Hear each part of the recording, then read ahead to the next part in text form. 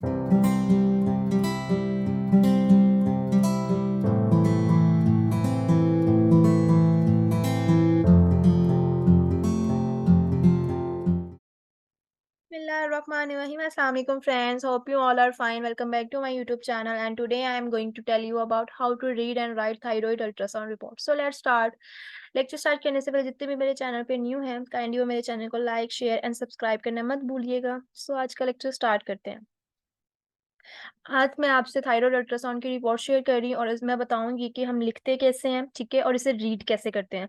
इसके इंपॉर्टेंट कौन कौन से स्टेप्स हैं जो हमें हर हाल में रिपोर्ट में मेंशन करने होते हैं।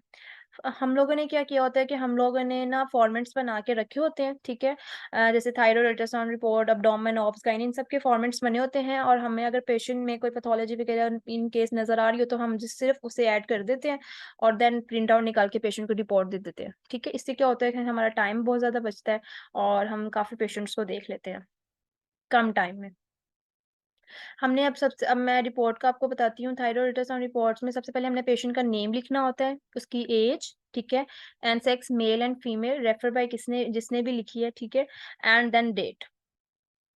थायराइड अल्ट्रासाउंड रिपोर्ट में सबसे पहले आ जाता है राइट थायराइड लोब। इसका हमने साइज लिखना होता है। साइज मोस्टली हमने हर रिपोर्ट में मेंशन करना ही होता है क्योंकि ये बहुत इंपॉर्टेंट पार्ट है। इसी से पता चलता है कि ऑर्गन नॉर्मल है कि नहीं। Is about 4.9 centimetre in length, ठीक है, ये इसकी लेंथ लिखेंगे। एपी साइज लिखेंगे 1.8 सेंटीमीटर है, जैसे ये नॉर्मल मेजरमेंट है सारी। इन डायमीटर एंड इसकी विड्थ लिखेंगे एंड 1.7 सेंटीमीटर इन विड्थ। इसी तरह से हम लेफ्ट थायराइड थायराइड लोब का भी लिखेंगे। Is about 4.7 centimetre in length, 1.6 centimetre in AP diameter and 1.6 centimetre in width. Then आ जाता है isthmus. Isthmus is about 2 mm in thickness and appear normal. उसके बाद हम लोग इसकी एकोजेनिसिटी देखते हैं। Homogeneous echogenicity of thyroid gland is seen and no focally. अगर हमें पैथोलॉजी नजर आ रही है इनकेस तो फिर हम मेंशन करेंगे, ठीक है। फिर हम ये नहीं कहेंगे कि इसमें कोई फोकल लीजन नहीं है। No significant cervical lymphadenopathy. Then आ जाता है वेस्कुलैरिटी, नॉर्मल है with no evidence of increase flow on Doppler. हम लोग हमें अच्छे से पता है कि हम लोग जो ब्लड फ्लो होता है वो हम डॉपलर के थ्रू मतलब थ्रू देखते हैं। उसके बाद हमें इसमें कोई पैथोलॉजी अगर नहीं नजर आ रही, नॉर्मल अल्ट्रासाउंड थायराइड अल्ट्रासाउंड की रिपोर्ट है, तो हम लोग इंप्रेशन में लिख देंगे अनरिमार्केबल स्कैन, ठीक है। अगर इन केस हमें कोई पैथोलॉजी नजर आई, जैसे कि मेरे पास एक पेशेंट आया था अभी कुछ देर पहले, ठीक है, तो उसमें क्या था कि उसके राइट लोब में 2 mm की सिस्ट थी। तो हम इसमें इसी तरह से मैं आपको इसी तरह टाइप करके दिखा दूं। तो मैंने लिखा था 2 mm सिस्ट, ठीक है, at mid pole of right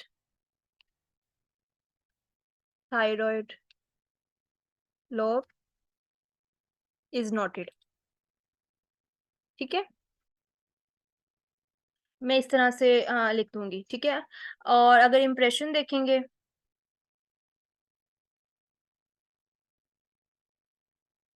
तो इधर मैं लिख दूंगी unremarkable scan,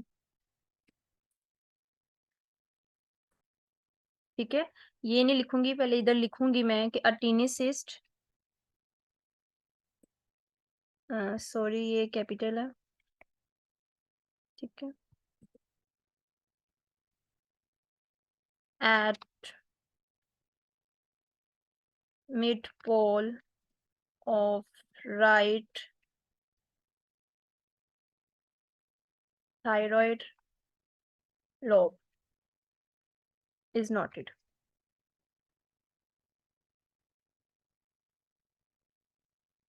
otherwise unremarkable scan,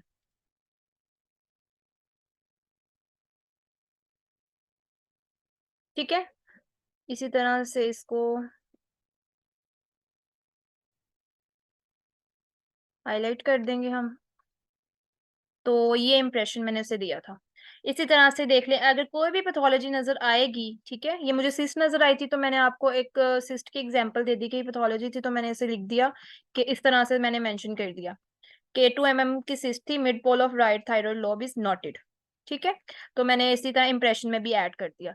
तो कोई भी पैथोलॉजी आएगी हम लोगों ने उसको इसी तरह से ऐड करके प्रिंट आउट निकाल के पेशेंट को दे देंगे। तो हम लोगों का ये बेस बहुत इंपॉर्टेंट स्टेप्स है जो हमने थायराइड अल्ट्रासाउंड रिपोर्ट में लिखने होते हैं। ठीक है? आई होप आपको समझ आ गई होगी। अगर आपका मेरी इस वीडियो से रिलेटेड कोई भी क्वेश्चन है तो आप मुझे कमेंट बॉक्स में लिख के पूछ सकते हैं। और नेक्स्ट वीडियो में मैं आपसे ये भी डिस्कस करूँगी मीन्स के थायरॉइड का मेजरमेंट्स, थायरॉइड मतलब है ग्लैंड की मेजरमेंट्स हम कैसे लेते हैं? उसकी लेंथ कैसे लेंगे, उसका एपी डायमीटर कैसे लेंगे और विड्थ कैसे लेंगे? इंशाल्लाह नेक्स्ट वीडियो में आपसे इस बारे में डिस्कस करूँगी। अल्लाह हाफ़िज़।